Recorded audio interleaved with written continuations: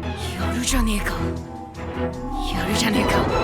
ぼっち What's up, everyone? Welcome to this special episode of 3 out of 10 anime fans recommend you check out this podcast if you ever get reincarnated into another world, aka 3 out of 10 anime. This show is all about having fun conversations to rank anime based on a standard set of criteria so they could be compared, contrasted, organized, and recommended. We do a different show or movie each week, so whether you're a seasoned weeb or new to the genre, we know that you'll have a good time. If this is your first time joining us, welcome. Here's the agenda for each episode. We start by recapping our first impressions of each show in one sentence. Then we go into our personal enjoyment. Personal enjoyment is a scale of 1 to 10 of how much we liked watching each show.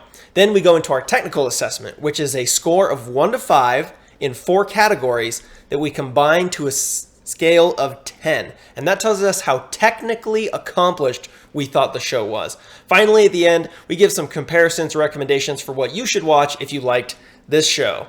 And this show this week is Ranking of Kings. Ooh, buddy. Ranking of Kings, we're doing the entire season that is released. It came out in 2022. It's available on Crunchyroll. It is a adventure kind of drama. We're excited you're here. My name is Brett. I'm Skylar. I'm Braden. And this is Bridget. Bridget is our guest this week. Really excited that she's here. All of us have varying opinions, tastes, and backgrounds, so there's going to be some interesting and relatable dialogue no matter who you are. Without further ado, let's jump in. How would you all give your first impressions of Ranking of Kings in one sentence? Who wants to start? I mean, I will. If you Go for it, Brandon. Smiling at each other. Go for it.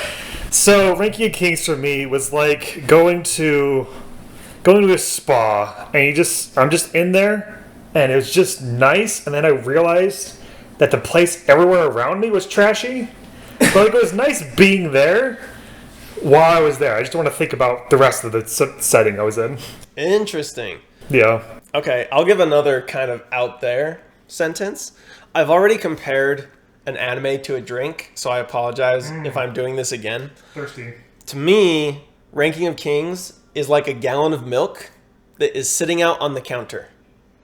It's good. It's good for a little while. But then it starts to get warm, and warm milk is not really good. And then eventually, after maybe like a day, it goes sour and bad. Yeah. And it's horrible. So buying a fresh thing of milk from the store and leaving it on the counter for 3 days is exactly how I would describe Ranking of Kings. I mean, if you're lactose intolerant, the whole experience is bad, front to end. So. True. Yeah. But I actually did enjoy the first part, but we'll get into that in a second. Yeah. Skylar, what was one sentence for you? A anime that started off well, but then slowly just kind of floated down until it just kind of crashed and burned at the end. A slow float like into a crash. Burning leaf in the wind. Yeah, pretty much. A just slow descent until it just... Oof. All right, Bridge. Do I need to move it closer? No, you're good. Okay. My one sentence is, I'll say it is a unique kind of show that had, I thought, some really good things going for it and good messages, but fell short in a lot of areas that I found surprising. I know, right? Yeah. That's a good sentence. Yeah, yep. So, speaking of like how people feel about this show, let's just get it out there in the very beginning that this show is like passionately received by the entire anime community. Like, it got tons of amazing reviews. This is probably in the top anime of the season for a lot of people. Like, Spy X Family is up there, but I mean, Ranking of Kings. So Boji won Best Boy Award at the Crunchyroll That's what I Awards. was gonna say. He's already won an award. Like, this one's not a small note anime. Well deserved because he was a great character. Yes, yeah, I think he was a good character too. But I'm just pointing out that, like, already from our one sentence, people might be realizing that maybe all of us are not like fully in the hype of what everybody else is involved in. But what are we hyped up about this show? Like, what did everyone like about this show? Oh, the animation, dude. Yeah. Just that style they had there was just so refreshing. I can't even really put my finger on it. It's just like I've seen so much anime. I've seen so much like stuff that I expect, and this is almost like a storybook from my childhood. Yeah. Man, that's nice. I did really like that. Really surprised me as well. I was like, whoa, this looks like a children's book that has just is moving. That's really cool. Yeah, that was really cool. And I like the bright colors. I like their use of I guess scenery change, because they involve a lot of cool. I don't know. Maybe it's not so much cool. It's just like softer, even. I would say like they have a lot more rounder faces that aren't like. Yeah. It's not like a bubble, but it's not like hard anime lines. Except for Daida's nose. Except for when it really needs to be there, like Daida's nose. Yeah. Yep. And that was the sub, like that and the music. Those are my highlight notes. Fantastic music, well placed every single time. I still remember an episode. This is a 24 episode. Yep, right? Season. It was like episode 15 or so. I remember this scene that. Like, it wasn't that great of a scene, but they're, like, coming up this stairway and having a small battle. I just remember these trumpets hitting into that moat at that spot of the show. Oof. And I was like, that's perfect. Thank you. Thank you, anime. Thank you, whoever did that. It's just, like, that, again, just surprised me. It was just not your typical anime to watch, to enjoy, and I liked soaking that in.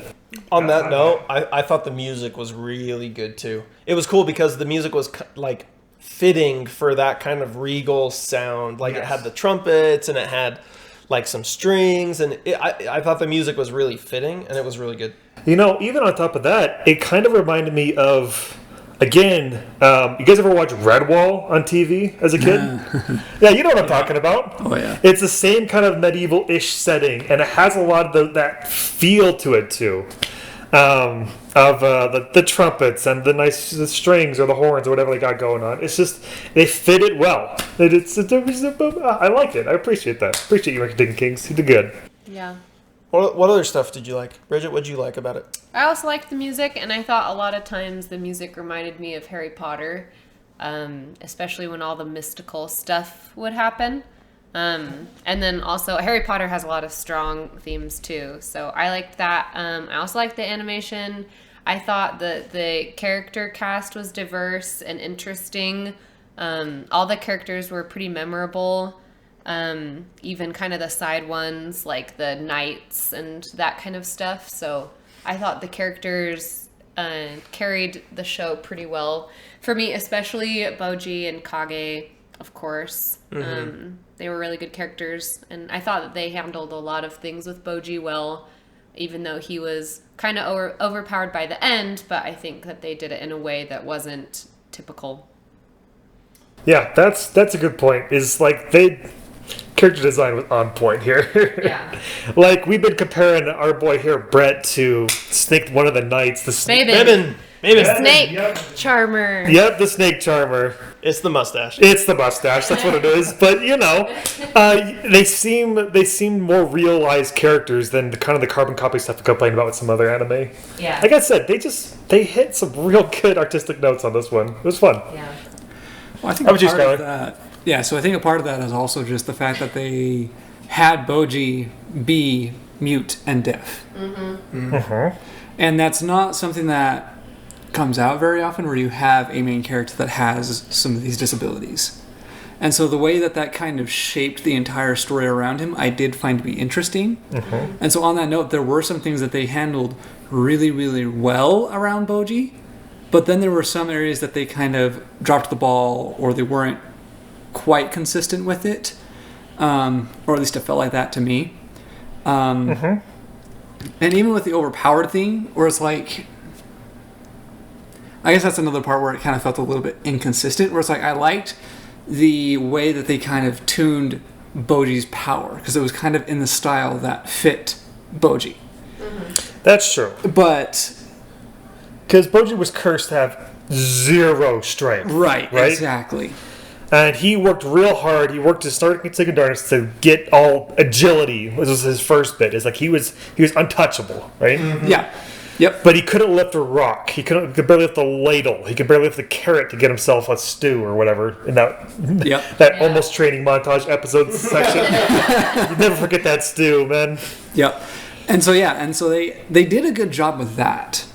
And the whole like dodging thing, I actually didn't have a problem with. Like, he was really, really fast and agile. Mm-hmm. But it was essentially the fight against boss, where it was like, oh yeah, this entire building is coming at you, and you still managed to get out of the way. It was just like, oh, you didn't like that? well, I felt like I thought that was fun. it was fun, but I felt like the whole thing where it was like find the weakness and find the point that you can break through would have been a more better realized version. Well, he did that. He couldn't destroy it in one hit. He had to do it in multiple smaller hits. Yeah, he was in the club like and that. it felt like, and I liked the club bit. Yeah. I really liked the way that they handled the club in that fight. But I'm talking like when he hit the building and he was dodging like all of the debris and like the entire building was collapsing on him. That was the only time I was just like, that's where it felt shaky. That was just a cool scene. I thought the animation was real sweet on that one. Yeah, on a technical standpoint, the animation was beautiful. The way that they choreographed it was awesome. Like, and even again, just going back on Boji for one note, I liked that they didn't hold back on him being completely unwilling to kill someone. Because that was something that happened when he was fighting, is that for the first while, he was just doing the whole stun disable thing. Right. But then he got to a point where he was like, you know what?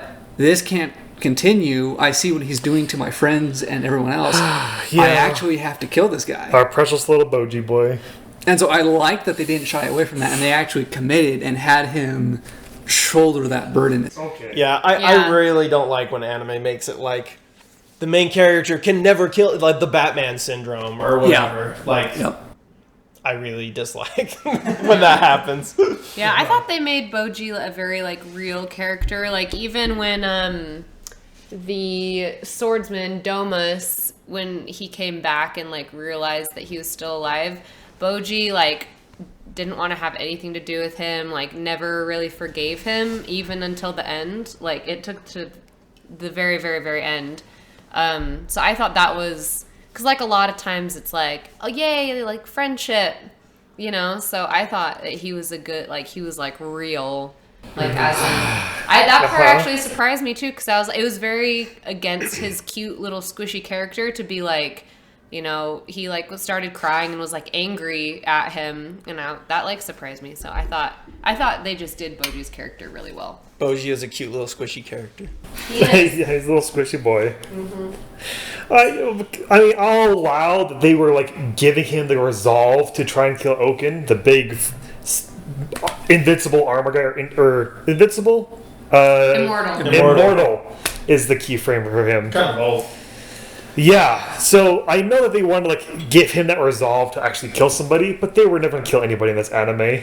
Yeah, very much so. They will lop off a limb at the drop of a hat, but they will not kill him before. And then they'll give it right back. Okay. Yeah. Okay. So yes. I'm gonna mention a couple other things that I liked, and then we didn't give our ranking. Oh my God! So, but I wanted to keep the conversation going about things we liked. I didn't want to just like interrupt it. But so a couple things that I liked. I did like how we learned that Boji had no physical abilities because his dad literally stole them from him. Yeah. I thought that reveal I think was actually really cool, and I tracked with like some of the reveals in this show. I really enjoyed, like that one in particular. And then the other ones we'll talk about. We're about to get to those other ones, I'm sure. Before we get that far. Another thing I liked, though, I would say, is I liked where the story was starting to go. I really liked how it was this mystery. Like, it kind of reminded me just a little bit of like Quest for Camelot. I love that movie. I love that movie. Like, what a pull! It reminds me a little bit of Quest for Camelot because like they go on this adventure and there's like some mystery of like what's going on in the world and like these like. Anyway, I got some like little bits of Quest for Camelot in the show.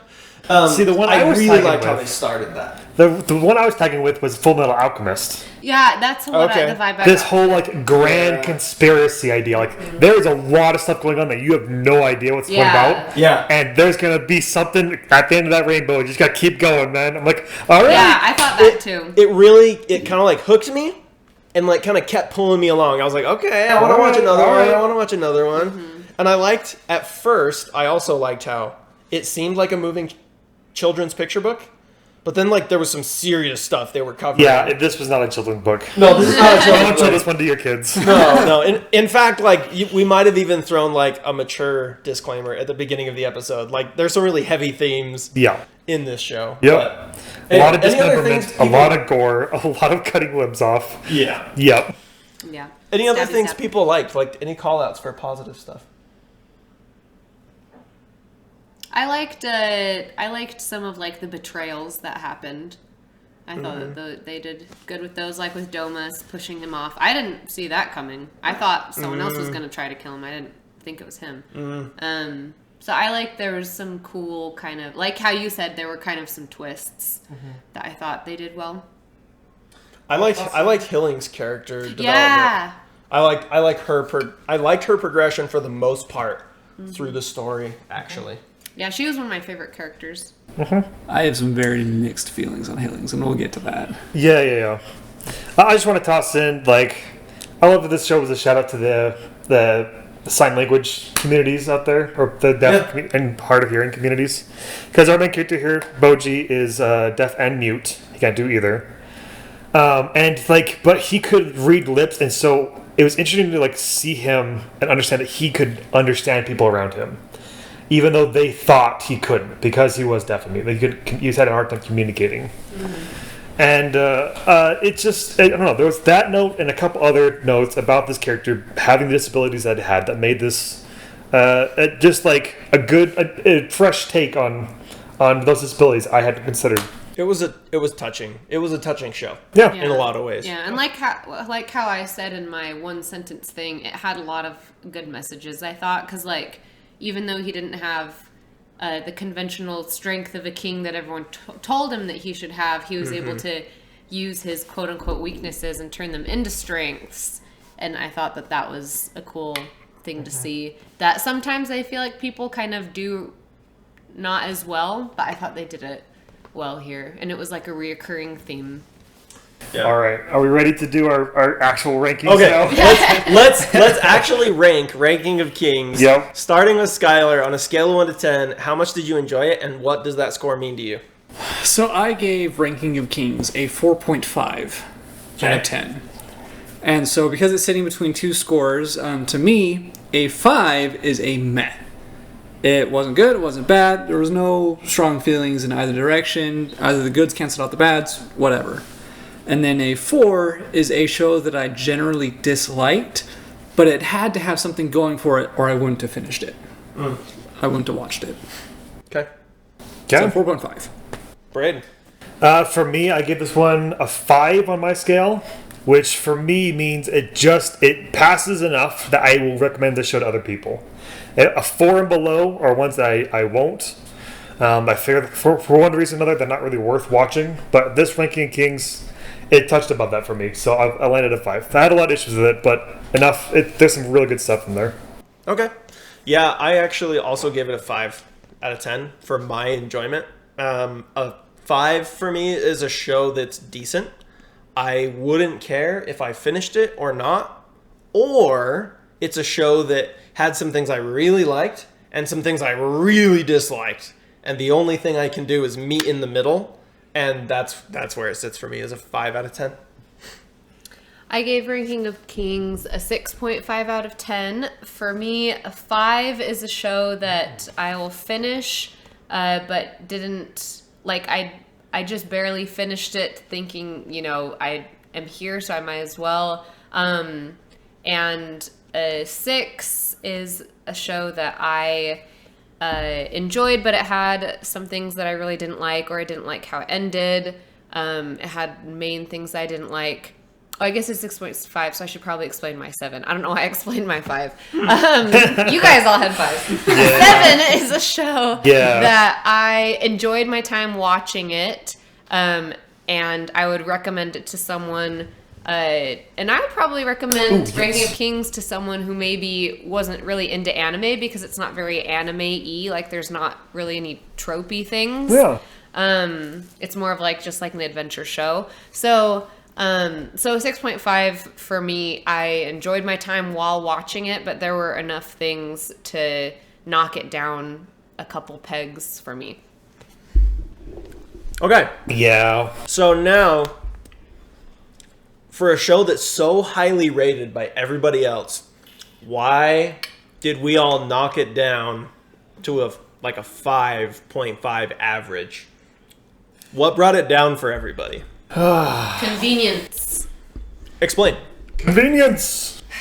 I was really on board for the entire show and was set to give it about like an 8 up until, I would say, like maybe 5 or 6 episodes from the end. It was the where it started to take a dive was the episode where they started storming the castle, and it was the episode where Dorsha was fighting off the big tiger things, and kept healing him, and like all this convenient stuff happened, and like the guy wouldn't die even though he got mauled to death, and like people just kept coming back to life, and like I get that she had a healing power, but like it was very overused, and like nobody died. There was just a lot of convenient things. I'm sure that you guys will mention ones that I'm blanking on right now. But No. The plot armor layers on these guys were thick. Yeah, and like every character had plot armor. Every single one. There was no exceptions. No, there was no exception. Who died or periled in this show? Yeah. No, not a slight. Well, yeah, but he died at the beginning, so it doesn't count. But he still died. But then he came back, and then he died again. Anyway, so the convenience, it was, especially at the very end, it was almost like we built this up so much, this whole awesome plot, and then now we just have to wrap it up really, really fast because we're nearing the end. And so it almost kind of felt rushed, and it seemed like they spent time on things that didn't really make sense. Oh, the other thing that I hated for the convenience was when the army of the underworld was coming through the portal, and Domus was like fighting them off, and he like went up the stairs, and they're like, oh, we can't go up the stairs to fight you, we'll just send 3 at a time. And like, oh my gosh, I'm sorry. There were, at that point in the show, there were many moments where I visibly like rolled my eyes and like went like this, because it had so much going for it, and then it just, many weird things happened. At least there was some good trumpets in that scene. There were. That's all I'm saying. The trumpets. Though. And the guy that looked like Wario. Waluigi. Oh yeah. He was good, but King, what's his butt? Desha.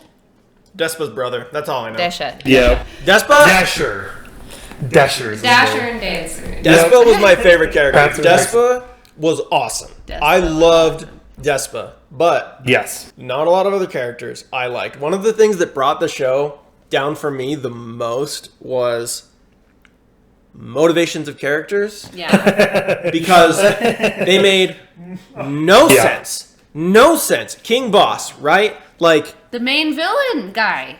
the main Is villain he a guy. villain? He like You don't know until the end. His motivation was he wants to be the strongest king in the world, the strongest man in the world, not the strongest king. He was the strongest man in the world, and he's willing to sacrifice anything. And then he, even steals his son's power, his unborn son's power, and which the whole way that even happened was just kind of weird and dumb. And there's some very anatomically questionable things, like how does that even work?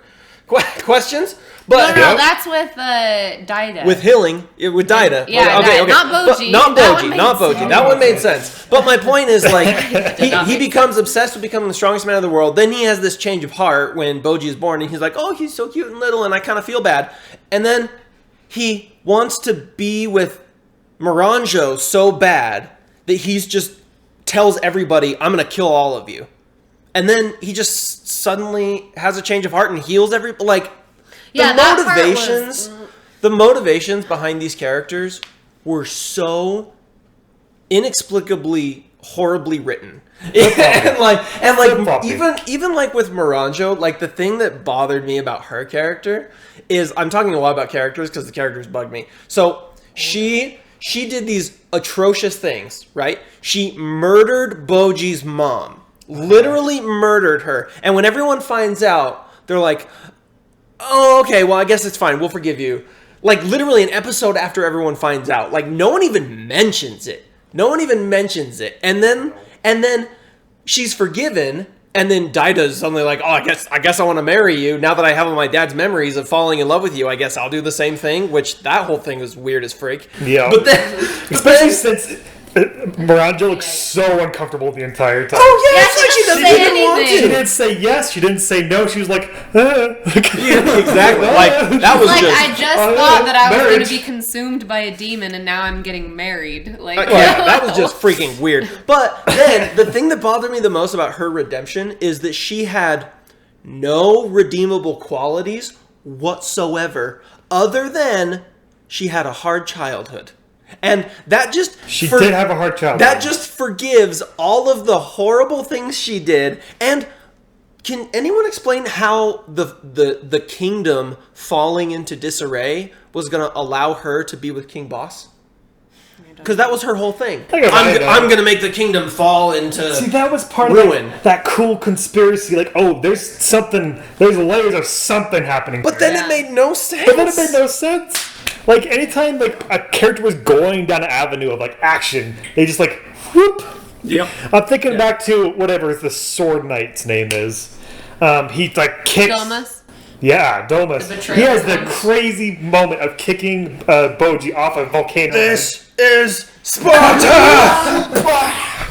Yeets that kid into the stinking hell, literally hell, and then he's like I can't live with myself, or maybe I can, but I have to like punch myself. He cuts his own arm off, and then he's fine with Boji for the rest of forever. And And he gets his arm back. There There are no consequences in this show. He ever. gets an Anakin arm. Yeah. Yep. There's just no consequences in this show ever. Anakin arms, Anakin legs, Anakin eyes. You know, full sticking Darth Vader between the four of them. Yeah. It got to the point in the show where like I just stopped caring because I wasn't worried about anything bad happening. Correct. It was like Yep.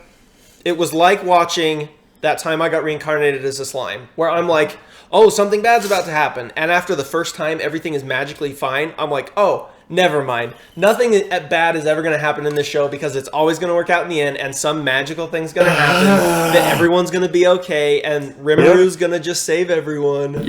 Yep. So, yeah, and it makes me sad because this show covered some serious, deep things, and you could argue that the terrible things that happened were the emotional traumas that people experienced along the way, and those are the consequences, but that's boring. There needs to be, sacrifice needs to mean something, and no one sacrificed anything in this show at the end of the day. They always got it back. Like Bridget said, okay, maybe Dorsey lost his eye.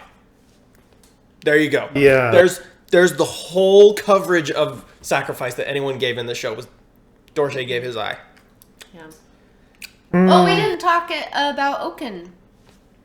Okay. He was a good scary villain. He was terrifying. He was He terrifying. was terrifying. He was. And for guys that, like, we did not need to know what his motivations were or could be in a motivation in the show, he was terrifying. He just existed and it was terrifying. Like, between him, his little rocks he shot out that just stunned people. His Scary laugh. His goopy... The laugh was horrifying! Yeah. Man. I could have watched a whole show about those three brothers Yeah. and yeah. enjoyed it 10 times more than watching Daida's strange fall into chaos and romance with his dad's lover. Like, I didn't care about any of that, but I loved the story of Despa and his two brothers. I could have watched that for days. That was cool. And so I agree with that, and I think that there might have been a problem in the translation because one of the things they talked about with him is that he lost all feeling. But when you actually see what he's doing, his motivations, it's like, no, he seems to be, getting joy from tormenting and killing people in these excruciating ways. So I think that they messed up the subs on that. I think that's also what made him terrifying. Is just like to me, that is one of the embodiments of evil. Is where that's where you get joy or pleasure. Yeah. Oh yeah. Is actively. I should clarify that only one person sacrificed anything in the show, and it was Boji's mom. But for the vast majority of the show, it was completely overlooked and not even cared about. Yeah. And that was a huge disservice. But back on Oaken for a second. The bit that it works, I guess, because they gave us a terrifying character. The reason why he's crazy and really, really freaky is because he's immortal, and immortal people can't handle immortality. But his brothers are still alive. Yeah. His older brothers are still in their 30s or whatever. And so he's maybe had 5 to 10 years of immortality. Yeah, that's wacky, bro. Oh my gosh, you haven't seen him. I've seen him. See, when Braden brought this up during our anime club, I was like, what if he pulled a ReZero? Where he's died 200 times. Yeah, that would make him a toll. But they never explain that. So see, that would give a different dimension and a whole different aspect to his character. And then those would be better first player characters to be watching. Yeah, exactly. Absolutely, Skylar. We go into anything else that anyone wants to call out, what brought the show down? So, you mentioned a lot of them, just the motivations and how a lot of these characters, their motivations were all over the place, inconsistent, and Hilling is a prime example of that to me and why I just did not like Hilling. I liked what they did in certain places to try and build up her character, but her character is essentially she was a nun or some kind of clergy who was found and then was proposed to become a queen. She wants to become Boji's mother, and a good mother where he likes her.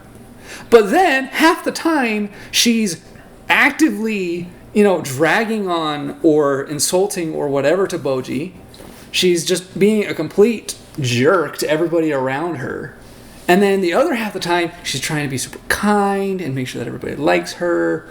And so it just felt like she was bipolar to me. Well, to me, it kind of tracked because she doted on Boji until Daida came along, and then he was the favorite child because he was her actual child, and so then she kind of shoved Boji to the side and became impatient with him because she started putting all of her energy into Daida, so Boji was an inconvenience. So to me that kind of made sense, and they maybe didn't explain it very well, but I think they showed through the flashbacks how she used to be and then how she became over the passage of time when Daida was around. So to me, it kind of tracked the favoritism. But even there, it's Boji's sneaking out the window. I'm going to dive out the window, risking my life to save him. Well, because she's still his mom. She doesn't want him to die. She just thinks he's annoying. Yeah, I like the explanation. Not that I'm saying I relate to that. But I also agree that they didn't really explain it well in the show. They didn't really. Ranking of Kings and not explaining things well. Name a more iconic.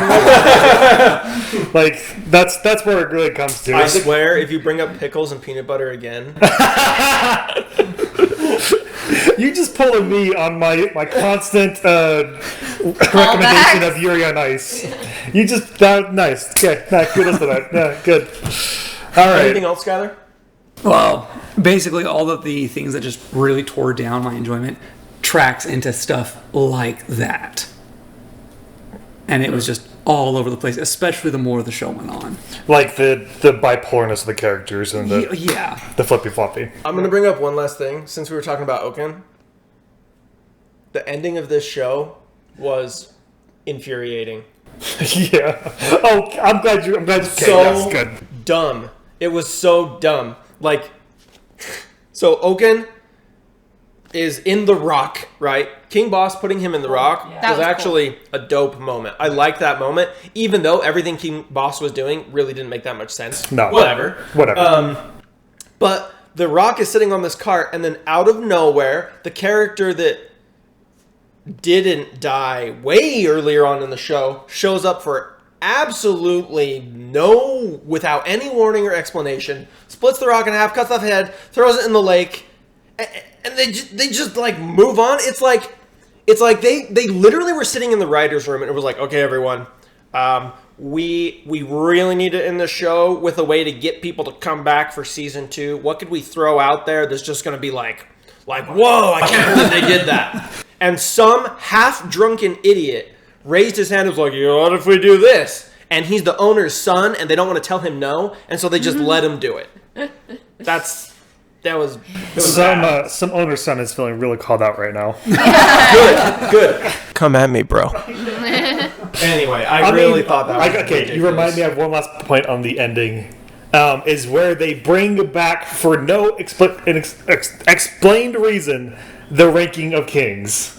Like, it's a 0 point that the name of this show exists in this world. They have like one episode where they list Daida as the 99th strongest king or whatever. Well, they're talking about them. They did talk about it quite a few times. There was a couple of the times. Underworld King was number 2, and then he was up number 1. And then it didn't matter for like 10 episodes. Yep. And Boji doesn't care about it. Yeah. Kage, the sidekick, doesn't care about it at all. It just came up again. Like, oh yeah, we're doing this thing that we haven't talked about for the whole anime. I mean, that might be something that we're going to see here in future seasons. Yeah, I think so, because they kind of foreshadowed that with him going down to the vault, where when they, like, win or whatever, they get to choose some. I think they're going to tie that in. Yeah. So maybe the naming of the show, the naming of the manga, the naming of the anime will be explained in the longer arc. Yeah.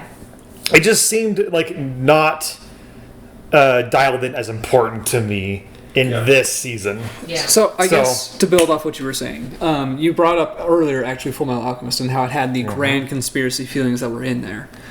And to the point of Full Metal Alchemist, and the reason that Full Metal Alchemist is kind of one of these standards that I measure these kinds of stories against, is because Full Metal Alchemist does not waste a lot of time establishing what the story revolves around.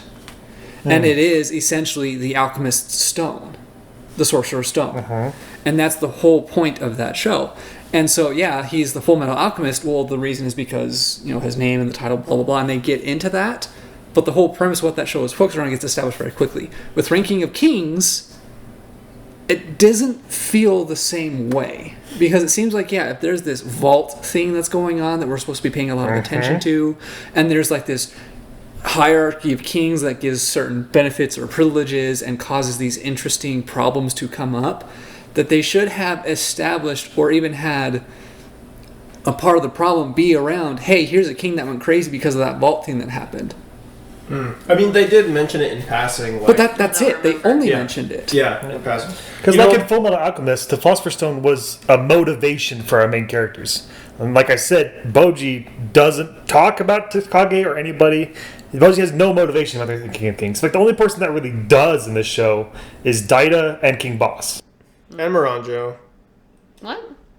Miranda? has motivation. She wants to be with King Boss. Oh, no, about motivation ranking to of the kings. Oh, about the About ranking the of ranking kings. of Okay, kings. never mind. Yeah. So, where it was a key in this show, I really like Full Metal Alchemist, it is not key here. Yeah. That's the note. There it is. That you reminded me of one other thing at the ending that just really got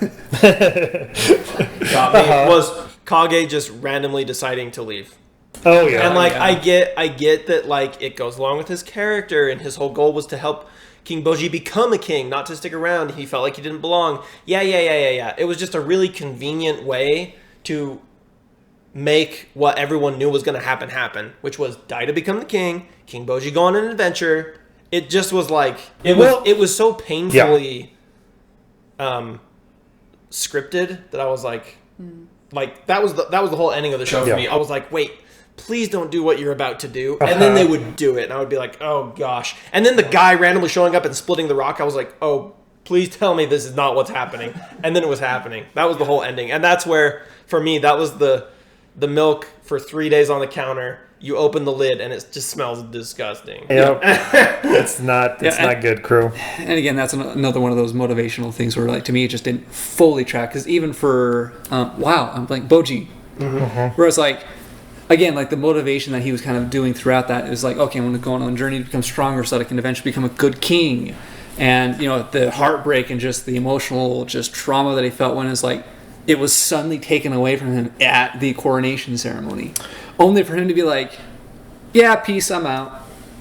You know, Like that didn't track with me. that could be a good long-term thing, actually, is like they'll have Boji wants to be a good king versus other people who want to be a ranked king. I don't see that strong motivation, again, besides Daida and Boss, but that could be a good longer-term thing to like come back to. I think for me it was Boji getting it and then realizing it wasn't what he thought it was, and it wasn't what he actually wanted.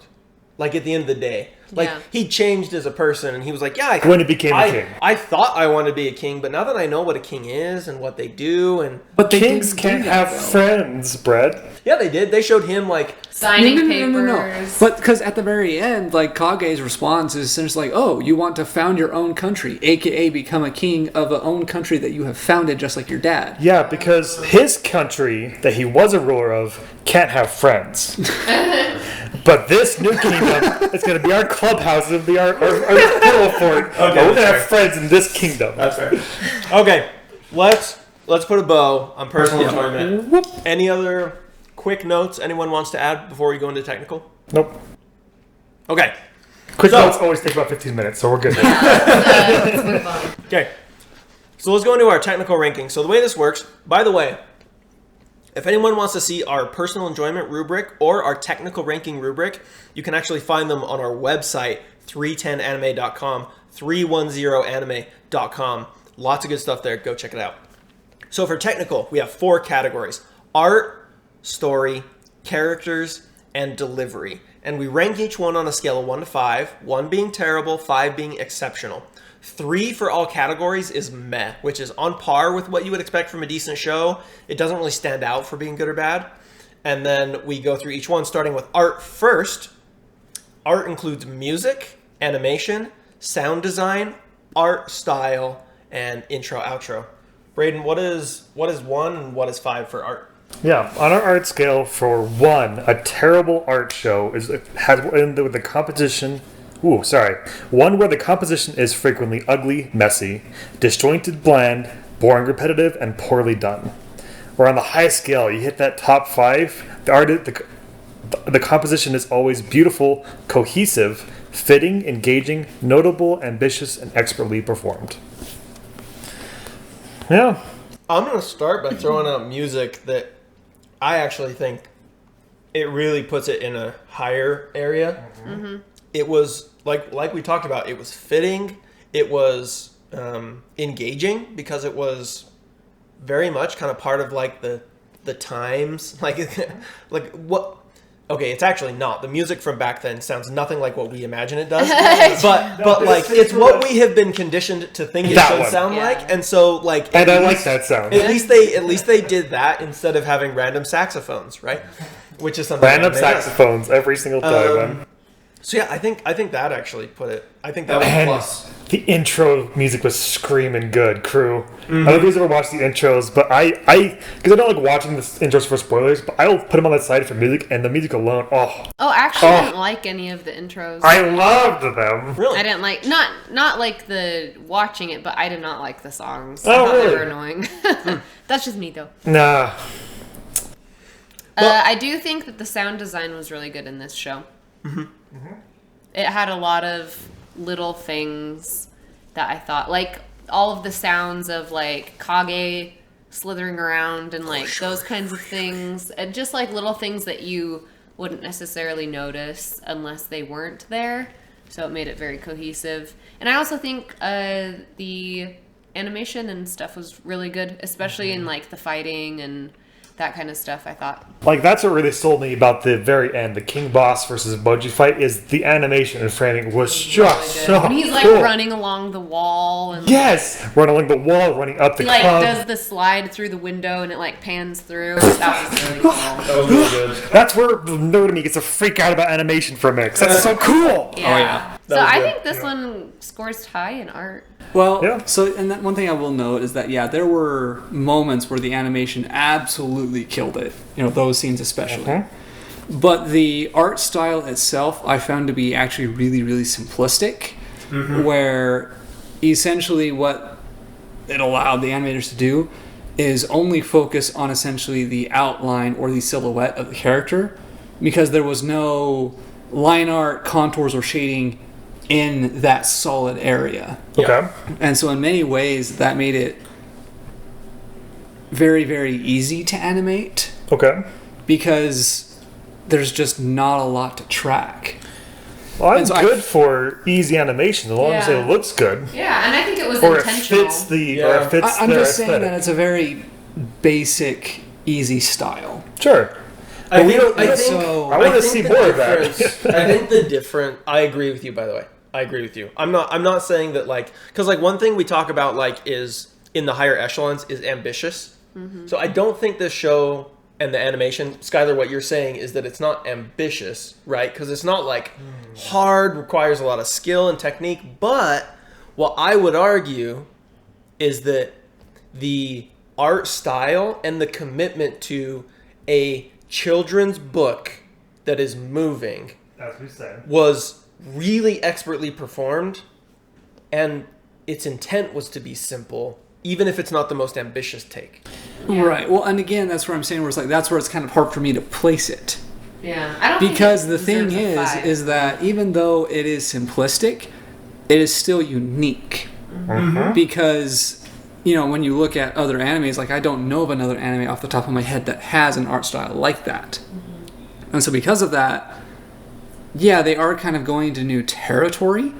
But again, with what I'm saying, where it's like, okay, but how much does that affect, you know, how they were able to technically do these things? How much they were able to just avoid all of these problems because they just didn't exist that you would normally see. Yeah, I don't think it deserves a 5 because a 5 for me, when I think of like a 5 show, I think of for art, I think of Violet Evergarden because the music is amazing, the art is amazing and ambitious, and all of those things are amazing and ambitious. So that score, so like this one for me would be like a 4 or 4.5 for art. So our number 4 ranking is the composition is often beautiful, cohesive, fitting, engaging, notable, ambitious, and expertly performed. I'm With 5 being always. with 5 being always. For me, I'm kind of like throwing out there like somewhere between a 3.5 and a 4. Oh, I'm good really? with a 4. Yeah. I'm good with a 4 to be honest, but like I said, just those aspects, that's why it's hard for me to kind of gauge. Yeah. What's What are you, Braden? You're the only one that seems. What are you thinking? Yeah, and I'm flabbergasted. This was a very well put together show, and the aesthetic is the entire reason why I am drawn into this show, and was sustained for the show for the whole thing. I can't think of low moments in aesthetic or scenery or music or like that's the lot of it. Like, I loved it, and I loved it thoroughly. I was not put off by the way they animated things. I was not put off by the way they presented colors. I was not underwhelmed by having a bar that they dipped under sometimes. This was a sustainably strong show that I was soaking in. This, like the words always for me fit here. This is one I want to reach up towards a 5. Interesting. I don't have a note actually that takes it down from that. Besides that, I'll give a couple. I guess I was constantly entranced by how this show presented itself. Okay, that's fair. I'll give a couple examples of when I don't think it hit 5 for always. So number 1, you mentioned fight scenes, but you've only brought one example. So one thing that I actually did is I went back to this show and I looked through a bunch of the fight scenes, and most of them are actually really uneventful. It's like That's true. it's a picture. It's a non-moving picture of someone after they did a movement, like do a stab, and then Yeah. there's dashes going across the screen. Yeah. There's actually very few action scenes in this show where the character is actually moving and doing something, and that was something that actually did bother me about it. Like when Domas like swings his sword half the time, it's like one swing and then it's like the camera slowly panning, and that's like it. Like, there's no dynamic movement to a lot of the animation. And yes, the I only agree. fight that was really, really well animated was the boss fight. Yeah. And the Big Four The one boss I thought was fight. good too. It's funny. Big to me Four how- Big Four versus Oaken. The Big Four one was that good one was too. my favorite. Right, but that's fight. what I mean. So like those two fights. Yeah, those two were. But even then, like the one that was like super crazy with the way that it was animated, I cannot talk today, was the boss fight. That was the only one where there was like crazy camera pans, special effects going on. Yeah. Everything else was still either, okay, now that's good animation, or just... It's a picture. Yeah. Yeah. Okay. No. Yeah. I'll allow that. However, we've talked some points ways about anime that give bonus points because of how they do things separate. And I think the art style hits that point. So I do think the art style is like beautiful, fitting, engaging, notable. For me, it's really the ambitious Yeah. thing that is keeping it from being higher, and the expertly performed as well, because at the end of the day they did take a lot of shortcuts with the animation in this show. They really did. Like, it may have looked nice, but I promise if you like go back and you watch to be like, okay, could they have animated this instead of just having a still picture? The answer is almost always yes, and it was a shortcut. And maybe it was intentional for the art style to be a picture book, but it was also very disappointing in a lot of ways. So I will actually not agree with you on that particular point because it depends on where they are holding it and why they are holding it. Because, and this is actually a really, really big difference between 2D animation and 3D animation, is that in 3D animation, you cannot ever have a character stand completely still. It will actually look very foreign and very strange if you ever have a character that is completely motionless. In 2D animation, that is not the case. There are many times when you can have a character be in the completely static and it looks fine. It does not look weird or bizarre. And so it's just when the characters are, not being animated versus when they should have, to your point, it really depends on the situation. Like, for example, like when Dorsey was getting attacked by the dogs, a lot of the time it was just a picture of Yeah, it was them just still. on top of him doing nothing. Like, there was so many times when action was being expressed but not shown. And that to me was a big loss. Well, so I guess just to be clear real quick, I'm agreeing with you, but I'm also making sure that technical aspect is clarified. Okay. I will concede, as I do every time I fawn over the art of a show, that it's not a 5. Because we'll never give a 5 anime besides Violet Evergarden. So then a 4.5. Like, I think about Cowboy Bebop or Mob Psycho that holds these high points and has like some things that fall short, but nothing that falls bad. Like, I'm thinking about those scenes. I know so many anime that hit those scenes and never get the high cool scenes like the boss fight and the Oaken versus the Four Knights fight. Mob Psycho, I would say, has better art in that sense in terms of ambition and just how crazy. Yes, So too. I would say an ambition as well. I can see Mob that Psycho ambition, is crazy good compared to this in that sense. but both of them still contain with this a solid art style, like a beyond very good solid art style. Yeah. That I enjoyed. So I want to push for a 4.5. I can fall to a 4. It's just fallen a little bit far for me. If I can pull yank you guys up there a little bit. Let's see. Yeah, for art, so we do have 4.5s, or A Place Further Than the Universe, Great Pretender, Sword Art Online, Cowboy Bebop, Mob Psycho 100. Yeah, I think 4 is. I don't think it hits the same as all of those. Like Jujutsu Kaisen, Place Further Than the Universe had a 4.5. Like, to me, when you compare it with those ones, it's more of a 4. Yep. Especially like Grimgar. Grimgar has amazing art, and that one is still a 4. Yep, I agree. So to me, it still sits at a 4 for me. Okay, It's better but- than average, but it's not at the same echelon as But, some of Bridget, the ones that we talked about. They haven't seen the Grimgar episode yet. That hasn't been released. Oh, no. Spoiler! Spoilers. Whoops. I'm going to agree with Bridget. Like, just looking at these other shows, I think the big things these other shows have going for them is ambition that Ranking of Kings just didn't have. And even though it had a good art style, all these other shows have good art styles.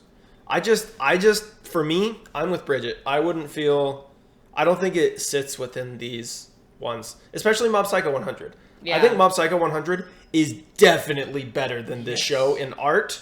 Completely. Maybe deserves a 5, maybe possibly. I think Mob Psycho definitely is better than this show at a 4.5. So for that reason alone, I don't think I can give 4.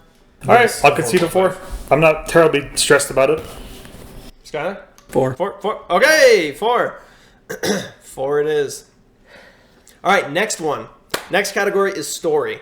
Story is plot devices, tone/mood, continuity, world building, pacing, rules and systems, and tropes. Braden, what's a 1? What's a 5? On the bad scale, our terrible stories are one that is frequently nonsensical, inconsistent, boring, confusing, and ambiguous, unoriginal, and disappointing. While one that sits on the more exceptional scale, our 5s are a story that was always consistent, well-paced, comprehensible, consummate, on point with its mood and tone, and unique. What are you thinking, Skylar? Oh boy. I would throw this one just into the ballpark of just meh to almost bad. Well, what do you like? What pieces of it? Like break down like some of the pieces. So Right, plot devices, continuity, world. right. So in terms of continuity, this is, I don't know. This one's a bit hard for me because it overlaps with the characters quite a bit with motivation, and motivation of characters drives the plot oftentimes.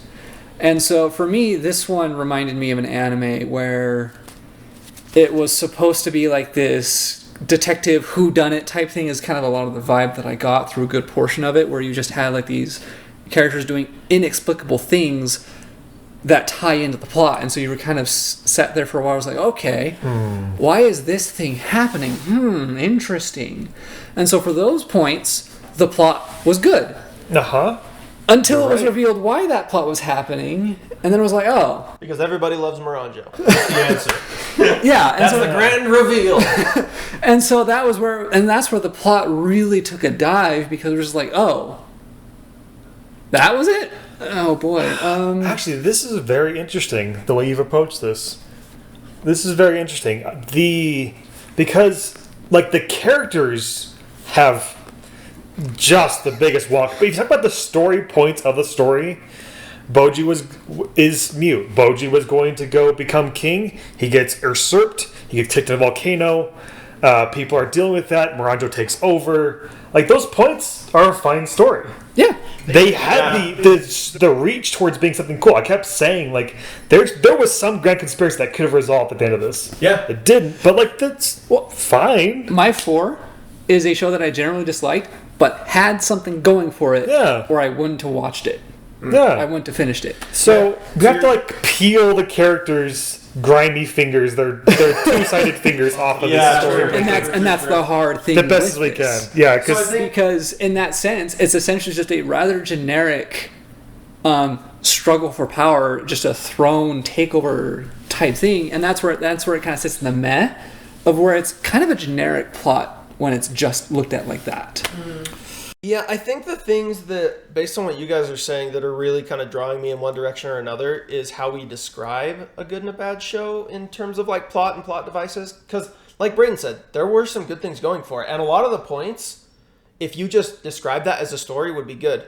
However, the consistency of the story is where I'm like having a problem with it, because at the end of the day, even though they were consistent with the reasoning was just like the devices they used to further the plot were sometimes just weird. And specifically with like rules and systems, like they would just come up with like rules and systems as they went to solve whatever problems they had with very little explanation almost at all. And Bridget mentioned convenience multiple times, and I feel like that really dings the story category a lot. And one thing that I will kind of throw in is that this So there's essentially, you have hard magic systems and you have soft magic systems.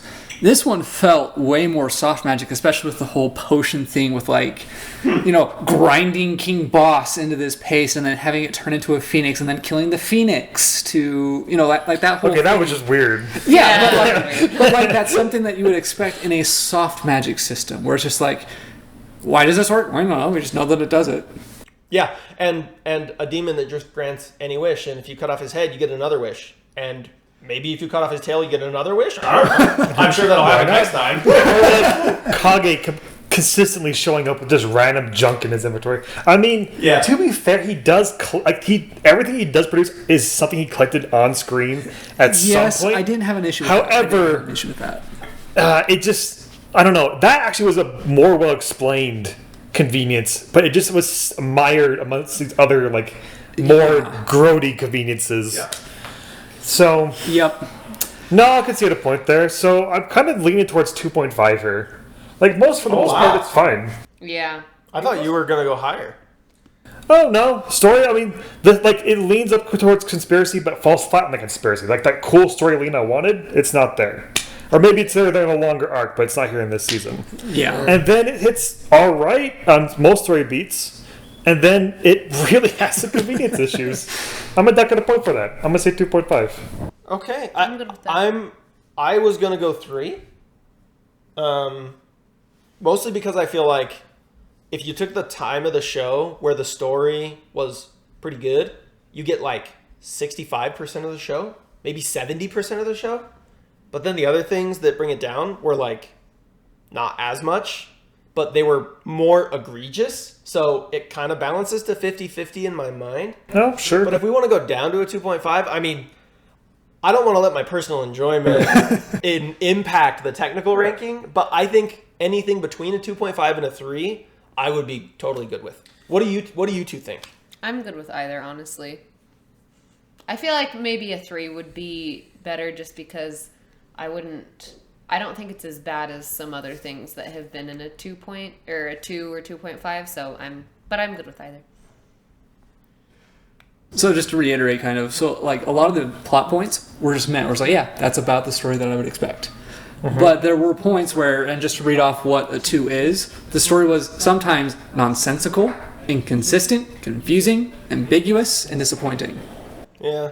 And so because of those points, that's where I take it from the 3. Yeah.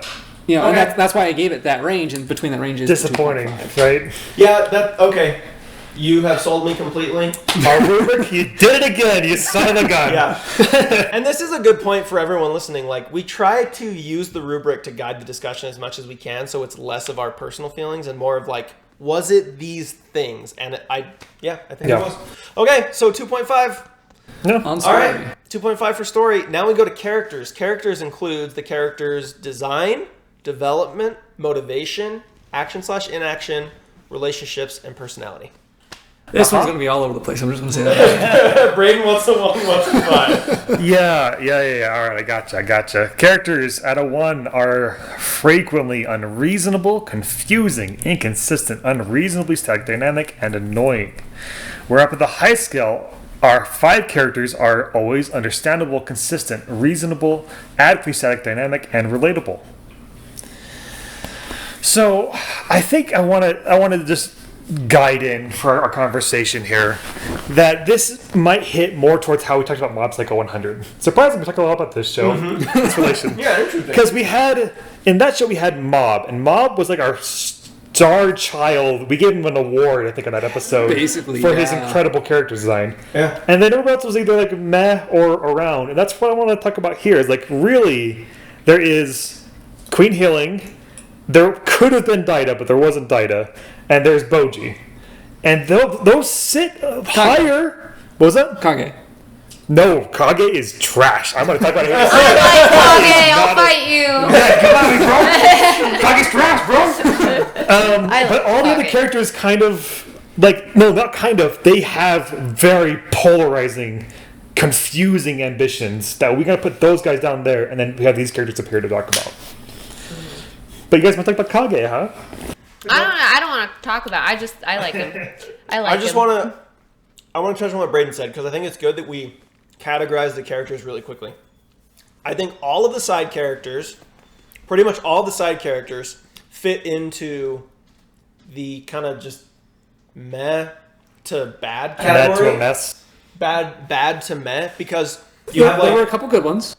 Yes, I'm getting there. So you have like, okay, so like you have like the tier 2 characters, which were pretty much just like, I don't know, bad. Let's say boss. Then meh. You have like Domas, Dorshe, Daida could be in the medium category. I really wanted him to go someplace. You have all of these like kind of like mixes, but to what Braden's saying, if we take the standout ones, which is specifically Boji. Yep. Bridget liked Kage. I think Kage had a lot of strong moments. And healing. And I am also going to throw out there Despa. I think Despa was a great character. This was actually the one that came to mind about a good character, Boji not not being... Okay, you know what? Despa was a good character, and we've said it many times. This should be Despa and Bros. Mm-hmm. The saga. Yes, so I can't take away from... That's a good point. Despa is a good character. He's a good character design, isolated from his role in the world, in the story. So what about... Okay. There's so much to talk about here. Okay. Yes. So, I guess let's start here. Yeah. Character designs. Yeah. I'll actually give it a slightly better point because, again, to reference Mob Psycho, they were not afraid to go very cartoonish and very all over the place with those character designs. Like I'm blanking on his name, but like where his face goes out beyond the bounds of his face. That's yes, the Underground King. Or you have the people where it's like his head is like a spike. Mm-hmm. Yeah. And so in that sense, they were very original with some of these character designs. Yeah, and they did reflect into because here's the thing is each of these characters have strong motivations, but they often conflict with themselves. And in ways that leave me confused. And their motivations don't always make sense with what they do. So we have action, inaction, and motivation. Because the motivation for Miranjo is pretty clear. She wants to be with Boss. Yeah. But then the things she does and explains how she's going to accomplish that just don't make sense. And then some of the knights want to be on King Boss's side, on Queen Miranjo's side, but then they'll just not do any of that and do stuff that aid the other side. I've been with my roommates. I've been comparing them to kids after the divorce.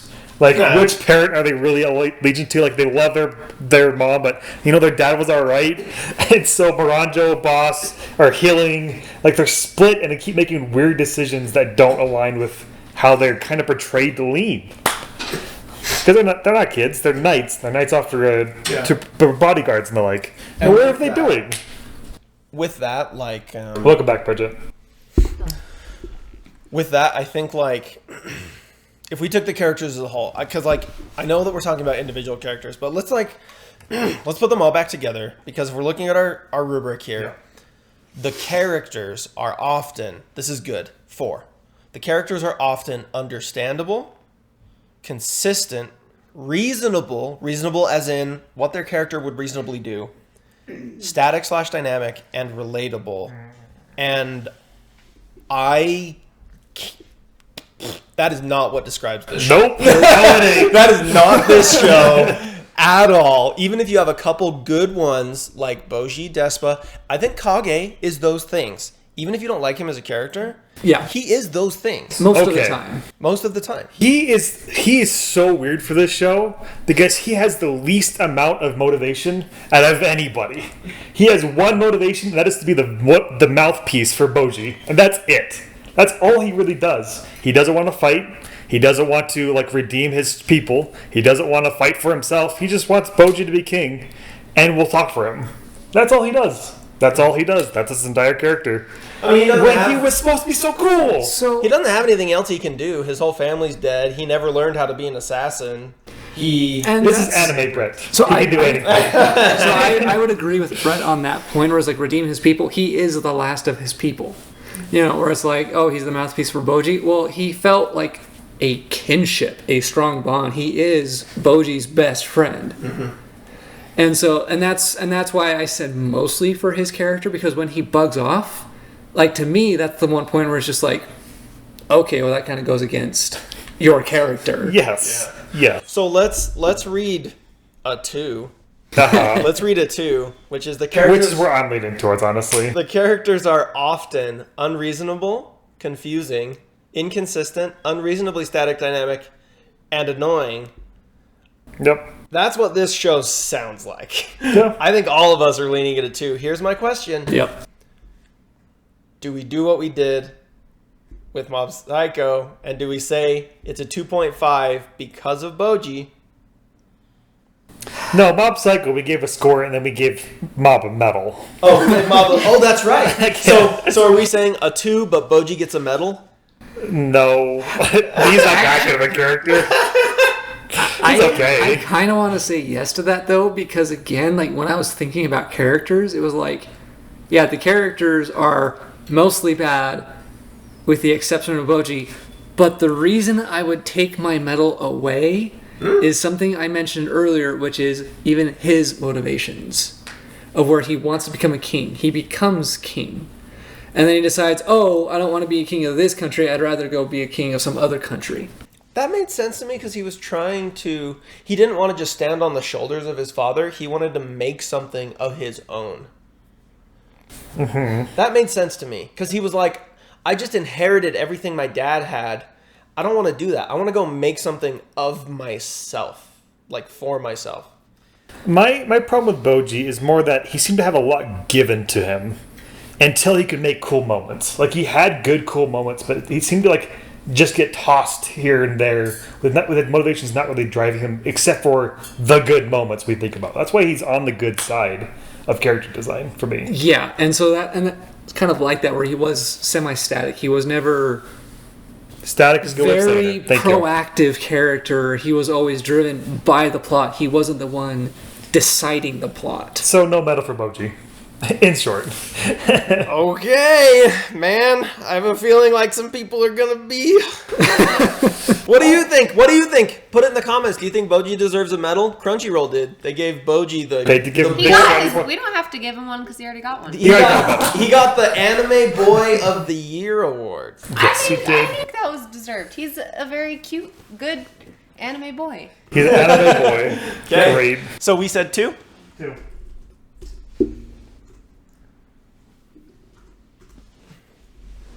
All right, that brings us finally to delivery. Delivery includes translation of the sub and dub, so subtitles, the voice acting, the script, and the edit. Okay. I want to do the thing I do. Our delivery that is frequently cheesy, inappropriate, incoherent, and bland.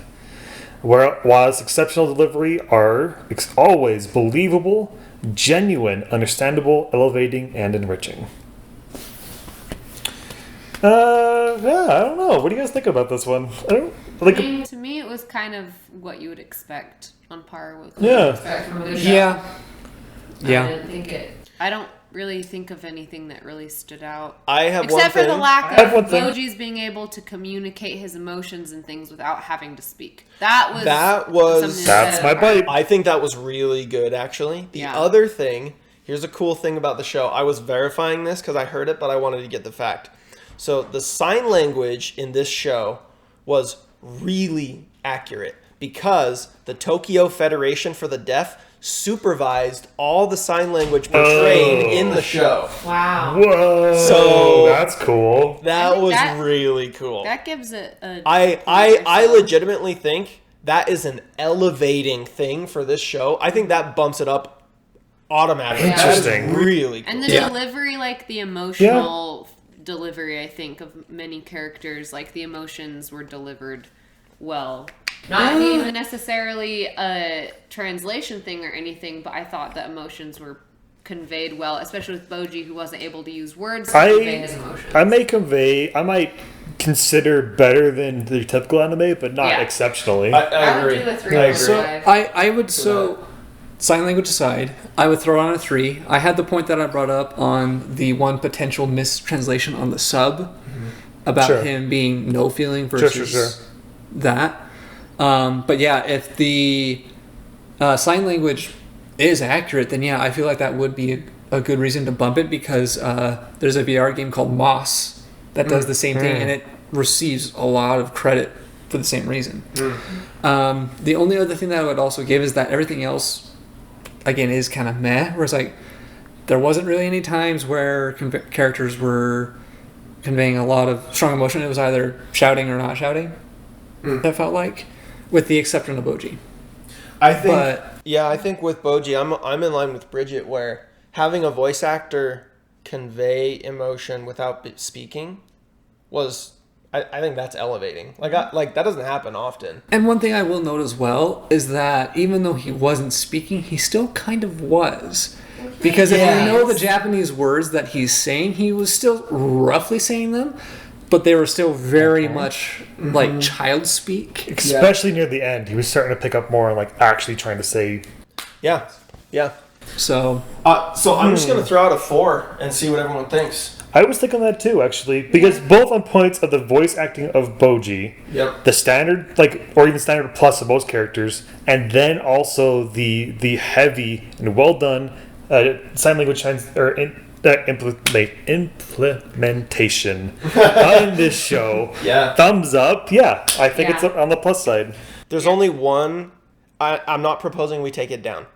I'm just saying one thing that I did want to bring up that was part of the edit that was unfortunate in this show is there were a couple times when someone was speaking to Boji ahead of him and he understood what they were saying, Oh yeah. even though he's deaf. And it Yeah. didn't happen often, but it happened a couple times. Yep. And I was looking for it, and I don't want to be overly critical of it, but it did happen. So to me, it's like a 0.1 deduction Yeah, or like yeah, a 0.2 deduction. Like, because they did so good everywhere else. They did so good everywhere else. Yeah. So we're saying a 4? Yeah. For that delivery. was something I noted in my enjoyment. Like, with Boji. I was actually going to propose a 4.5, Nope.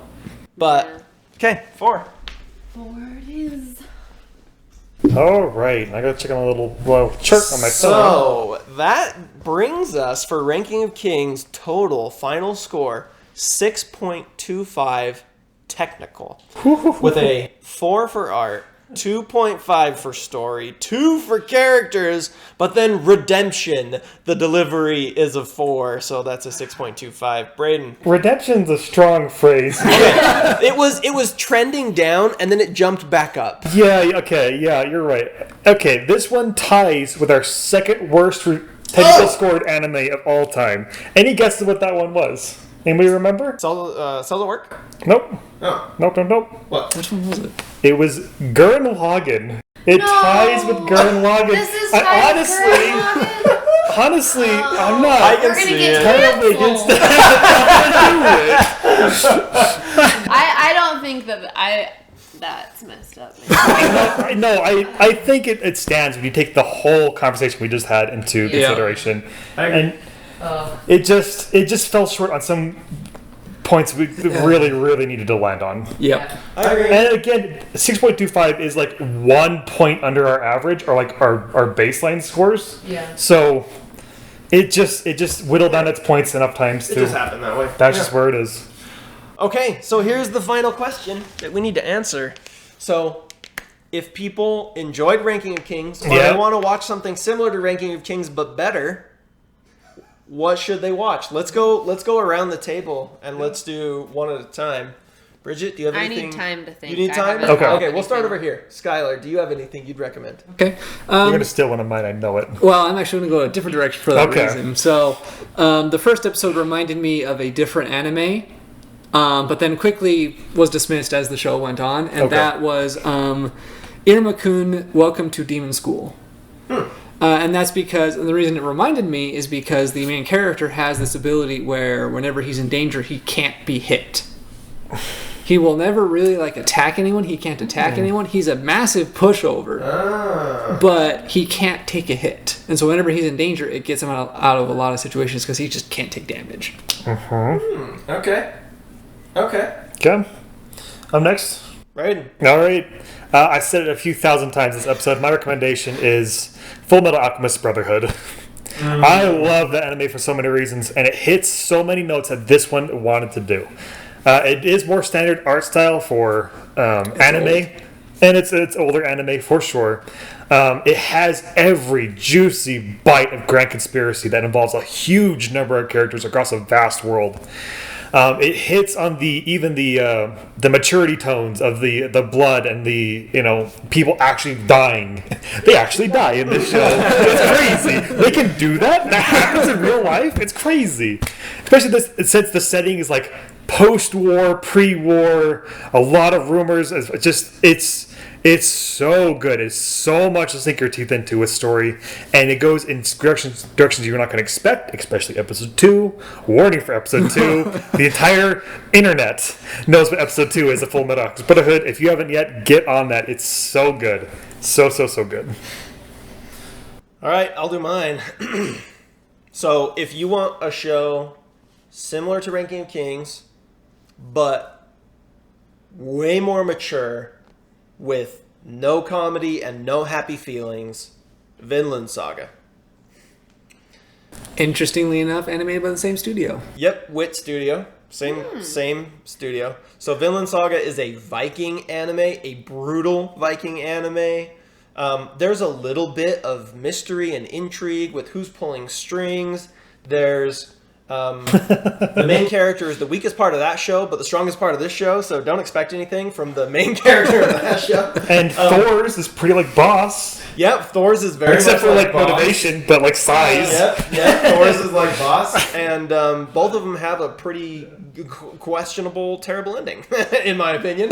But it is a gritty, darker, more mature version of Ranking of Kings, kind of in a way. The journey is better than the destination, for sure. It's real good. And it is a really good looking anime as well. The animation is really good in Vinland Saga, really good, and the historical accuracy is like surprisingly good, entertainingly good. Yes. Anyway, Bridge. I'm just gonna say also Full Metal Alchemist Brotherhood. And, I don't know. And then I'll throw in, we already said it, but I'll throw in Mob Psycho 100 because the main character is also carries the show. I like Mob Psycho. He doesn't carry the show. I like the show, but he's a great main character. He is also a great anime boy. We'll say that. So that's all. I can't think of any other ones. And there's like a this. dozen reasons why we've talked about Mob Psycho in this episode. Yeah, so it's there you go. Well, just saying. young boy driven by circumstance, heavily influenced by the people around him, Yeah. and yet is one of the strongest characters. Is pure in and that setting. good. Yeah, and he's And one of the it's strong very good. characters too. It's just Pure and crazy. good. So a lot of similarities. Yeah. Yeah. Skylar, any other recommendations? Those were some of the big ones. And then the two that were just mentioned, Full Metal and Mob Psycho. Yeah. Outside of that, none come to mind at the moment. Yeah, I was just gonna say Mob Psycho is my next, so that's zip zoom. I'm good. What do you got, Brett? What's that book? Whoop Zoop Sloop. Bridge, do you have any other ones? No. That all of you? Yeah. Yeah. Okay, all right. Sweet. I'll make that be the recommendations. Go watch any of those. Vinland Saga, Mob Psycho 100. That'll entertain you for a while. Don't you worry. Oh yeah. Definitely. Actually, no. I do have one more. I'm gonna throw out. It's currently airing. Spy Family. Spy X Family. Main reason. This is gonna be a stretch. Here's the main reason. I'm stretching, Brett. I'm stretching real hard here. Because it's about to finish airing. So like if you just finished this show, you've already seen all the other recommendations we have, and you just want something that is new and hip and fun. Oh. Do Spy Family. It also so happens that in a few weeks we're going to be doing We're an going to do the episode. same episode. That's the link right We're going to there. do an episode of Spy Family on the podcast, so you should watch it so you can be ready to tune into that episode. But really, the main reason is it's new. All those other ones that we mentioned are, like, you've probably already seen them. So, Spy Family will be another one. Okay, Yep. That's an out there recommendation. That's all we had today. Thank you again for tuning in to this special episode. What do you think of special episodes with all of us sitting on a couch and talking? Do you like it? Do you not? Leave a comment and go to our website, 310anime.com, 310anime.com to check out about us. You could even, did you know you could send us an email? Did you know email still exists? It's crazy. 2022. I know. You could send us an email. Leave a comment. Tell us what you thought. Do you agree? Disagree? Do you hate us because we gave it a 6.25 technical score? If you do, that's okay. We still love you. Yeah, we do. And until next guess. time, Jane. Good night, everybody. See ya. やるじゃねえか。やるじゃねえか。